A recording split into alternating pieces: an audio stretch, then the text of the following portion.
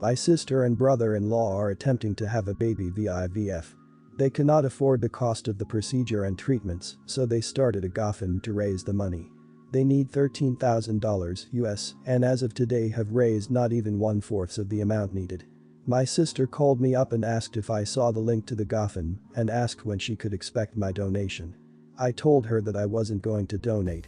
My brother-in-law does not have a job and refuses to get one because he claims he is too disabled to work. He spends most of his days online googling symptoms and making doctor's appointments, and my sister shills makeup for a pyramid scheme. They live with brother-in-law's mom and are getting ready to be kicked out because according to my sister, she is constantly breathing down their necks. When the reality is that they borrowed money from our mother last month to cover their rent and car payments. They have burned a lot of bridges in our family and with several of their friends because they have taken advantage of so many people financially. I told my sister that they were not financially ready or stable to have a child and that people do not want to donate money to someone who is bringing a child into a situation like this. She has since vilified me to anyone who will listen and is calling me spoiled and entitled. In one of her social media posts, she said that family is supposed to support family no matter what. So I responded to her post and told her exactly why I wasn't supporting her. She has since deleted that post and is now trying to turn the family members who will still talk to her against me. My mom thinks that I should apologize to keep the peace, but agrees that they are both being irresponsible and immature. I refuse to apologize and it is now causing a huge rift between me, my mom, and my sister. My mom said I should have lied and said I didn't have the money to donate so that this wouldn't happen.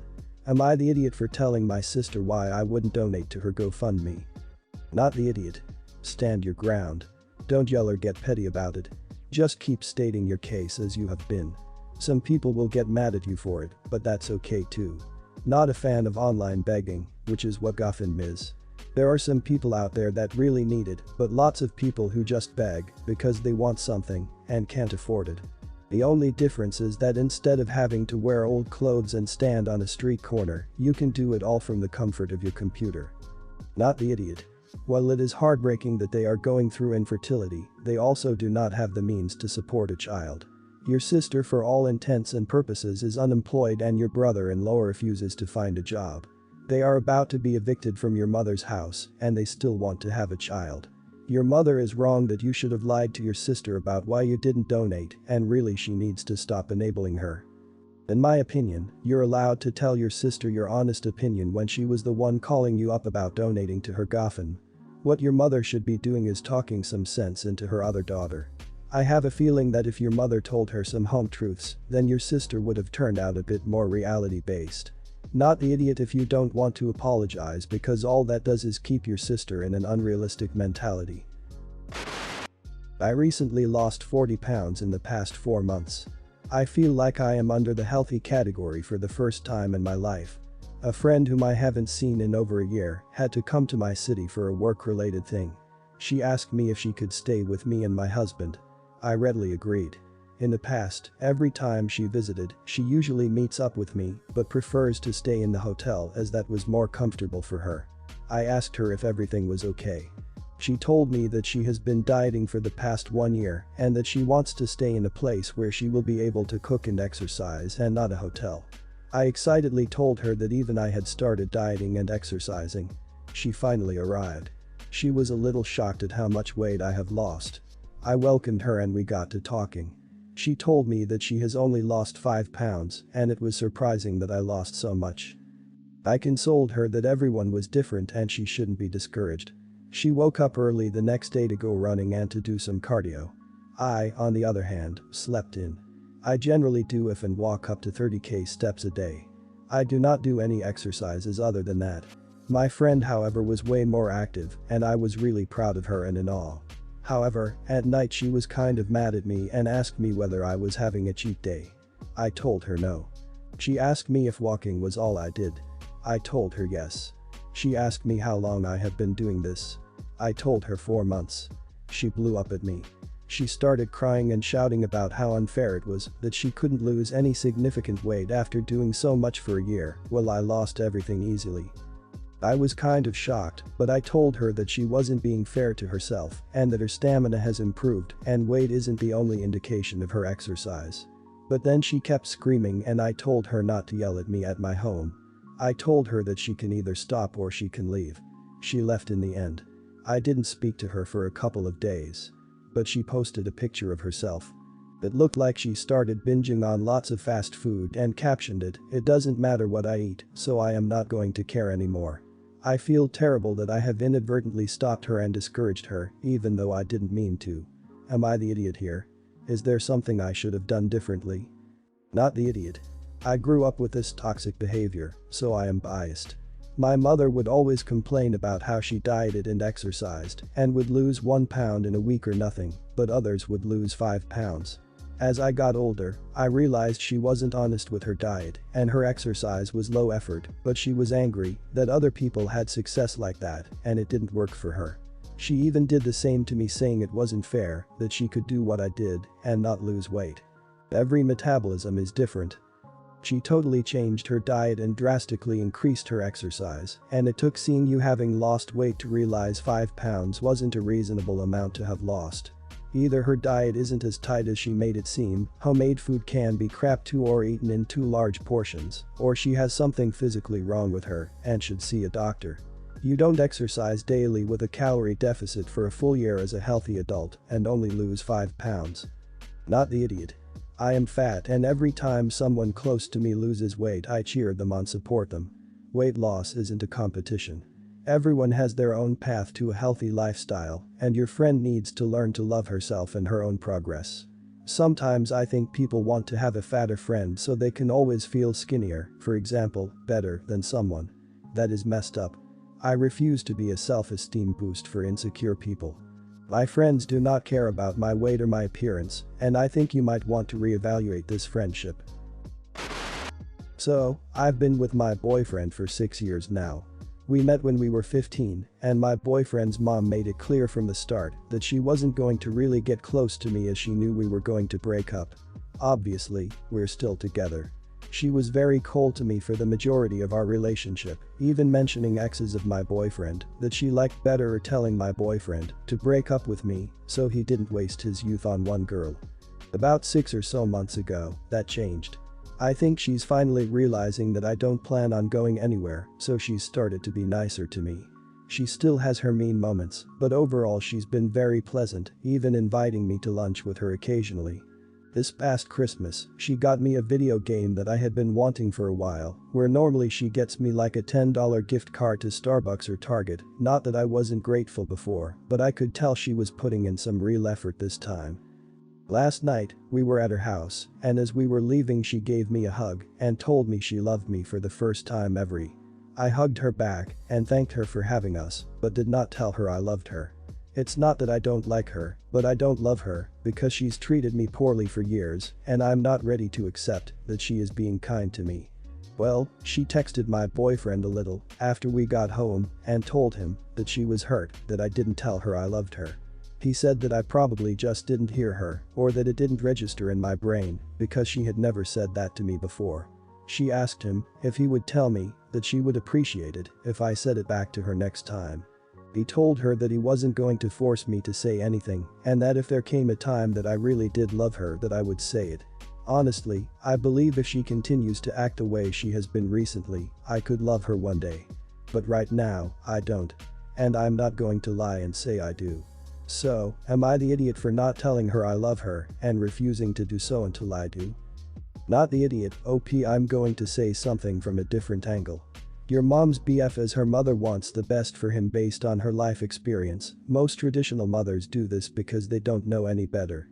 She wants him to live his life the fullest from her expectation. This could translate to having as many diversified experiences as possible, including girlfriends. What you have with your boyfriend is something she never had, perhaps she never grasped the concept until recently. Not the idiot, but this might get downvoted to hell, but sometimes it is easier to keep the peace instead of dancing around it. As someone with a manipulative mother-in-law who has a history of treating me poorly early in our relationship, I find it just easier to say I love you too and move on with my day. There are bigger fish to fry in life sometimes. Some days I mean it, some days I don't. I do think it encourages her to be friendly though. It may not be the honest thing to do, but it's just so much easier not to be fighting all the time. Not the idiot. My mother did the same to my wife, now of almost 12 years. She tried to set me up on dates and tried to get me to dump my wife repeatedly while we dated, even in front of her. They interact now, but my wife never has and likely never will forgive her. I certainly cannot blame her for that. To be fair though, my mother also would never expect my wife to tell her she loves her. In my case, mom is the idiot. Sounds like you are in the same boat, mother-in-law is the idiot here. My son, 5, and I, 22, are living with my mum after losing my job due to the current crisis. I have a full-time job lined up, but my contract doesn't start until March, so until then I've found some part-time work. The plan is to move out in May. Mum is fine with this. Currently, I am giving mum £100 a month to cover everything for me and my son. I also offered to handle all the cooking, which she accepted, but she has no problem cooking for herself, or for all of us, if I have something else to do, as I'm also a student, so she cooks when I have deadlines. Other than that, we operate fairly separately from each other. We moved in October, and mum's boyfriend, Brian, moved in at the start of this month. I've probably made about 20 meals in this time. Brian has a complaint for everything I cook. I ask mum and Brian what they want for dinner every day, so he has requested these meals, and yet he still complains that it's too bland, too spicy, too complex, too simple, too salty, too sweet. Any sort of issues you could have with food, Brian has had. I've always responded that I'm not a professional chef, but if he has an issue then I can fix it, and he's always said that it's not an issue and he can eat it, but continued complaining. Mum says nothing when this happens, but I have told her that I'm getting really sick of his criticisms. 2 days ago I made spaghetti bolognese. Brian complained that it was childish. I said to Brian that he always has a complaint about my food and I swallow it up most of the time, but this is the dumbest issue he's had so far, and I am at my limit, so I will be cooking for myself and my son only from now on. Yesterday I made a big pot of chicken stew. I got myself and my son a bowl, leaving mum and Brian out, but they both ended up dishing themselves up a portion each. Brian knocked on my door afterwards to tell me that it was better than the last stew I made. I think that was meant to be a compliment, because when I made myself and my son an omelette each tonight, without leftovers, mum came to my room and asked where her omelette was. I said that I told them that I'm cooking for me and my son only. Mum said she thought I was kidding and that Brian was nice to me yesterday. I told her that I wasn't kidding, Brian was still an idiot, and I did a food shop after work today, so there's plenty for her and Brian to cook with. She asked why she was being excluded, and I said that she's watched him eat and complain for nearly 4 weeks now, knowing he's been pissing me off and not said a word, so she can sort herself out, too. Mum said I was being selfish and childish, that she's helping me out and I'm being spiteful for no reason, and that I need to grow up. I said I'll grow up when Brian does, and if he's going to be a prick, well she just sits there and lets him, then I won't give him anything to be a prick about. Am I the idiot? Not the idiot. You're magnificent. This was a joy to read. Talk about don't bite the hand that feeds you. It's obvious there was nothing wrong with the food and he was just looking for something to complain about. You're not childish, you're just done with his attitude. Yes, he gave you one compliment, but that doesn't erase all the ungrateful comments, and I, sure as sugar honey iced tea, didn't hear an apology. Tell them that if they want you to cook again you get a damn good apology, and that the rule of if you have nothing nice to say nothing applies heavily where your cooking is concerned. Well done. Not the idiot. Has he ever heard of being appreciative? You are cooking him dinner when you don't have to, and all he is doing is complaining. And I personally find the comment about a dish being childish extremely rude. Food doesn't have age limits. Adults can eat chicken nuggets or spaghetti or whatever they want just as a child can.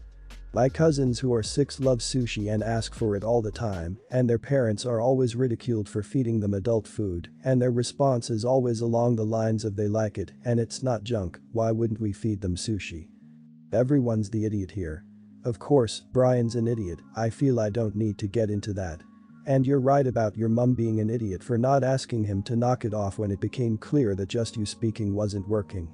But here's where you're an idiot. You're living for all intents and purposes rent-free with your mother for months, with a small child no less, and you never spoke to your mother before you decided this punishment for her. She's saving you thousands and you couldn't talk to her like an adult. Recap. My 16 parents are divorced. It's been 7 years since, and my mom has raised me and my sister, 18, as a single parent. Over time our relationship with our mom has gotten shaky, not because she's a bad parent, but for little things like starting lectures mid-convo about something irrelevant or yelling at us for joking around. As a result, we started to distance ourselves, because if you're cold with a bomb it won't set off right. No, it didn't work. Now. Everything finally boiled over yesterday and we had a major argument. At first, it was going well as I admitted that being cold to her was an idiot move and agreed to change because I don't want our house to be a ticking time bomb. I had one request for her, and that was for her to try not yell or raise her voice when unnecessary. That's when everything went downhill. She said she wouldn't stop yelling when she was angry and was adamant that because she is a single parent without help, she is justified in yelling whenever she wants. I clarified that she can still raise her voice when necessary, but to try to talk to us when she can, so we can solve problems, not just yell. She argued that she won't change who she is for us, and that she will keep yelling if she gets pissed. I got confused and told her that yelling wasn't a personality trait, but a lack of control over her emotions. She then says that she is very emotionally distraught over her divorce and both her parents dying, and that it was reasonable that she couldn't control her emotions. I tried to understand those emotions, but I still said that just because she was going through a lot, it doesn't justify her taking her anger on her 2 kids who just wanted to help. She said she won't apologize for the past and that anyone in her position would have done the same and she won't change now. She also said, if I didn't like it here I should move out, and that me and my sister forced her to keep a house she never wanted in the first place. This was a constant back and forth of me trying to get her to change so we can yell less and talk more, and her saying she is a single parent and that she went through a lot. I said I'm done and that she isn't a bad parent and I still love her and that we'll stop being cold to her. However, don't expect our relationship to be good when you won't change as well. This whole conversation was over text because we literally can't convey our feelings without her screaming. So are me and my sister are idiots for this. Please help. Not the idiot. No parent should be yelling at their child for every little thing. If you feel uncomfortable to the point that you need to have these conversations over text to keep it from getting worse, then there is a huge problem. I've been in a similar situation to this. My stepdad would not accept he was in the wrong no matter what he did or said to us. It was impossible to get through to him. In order to get away from it, I had to move in with my biological dad. Not the idiot, it's just too bad you're trying to have an adult conversation with someone acting like a child, and it's especially bad that you are technically the child. In my experience this doesn't improve, you just learn to work around it as best you can. I hope your mother has her own therapist, that's the person she should be unloading all her angst on. And I hope you have a good relationship with your sibling, or peers. I grew up in a screaming, hysterical household. There is a much quieter world waiting for you. Not the idiot. Parents need to understand that, if they can't deal with their own trauma in healthy ways, it becomes their children's trauma as well. It can't be used as an excuse to treat other people poorly. If she needs support, which it really seems like she does, pushing her kids away by yelling at them constantly is only going to make her more isolated and make things worse. I empathize. My mom was like this constantly before she started going to therapy.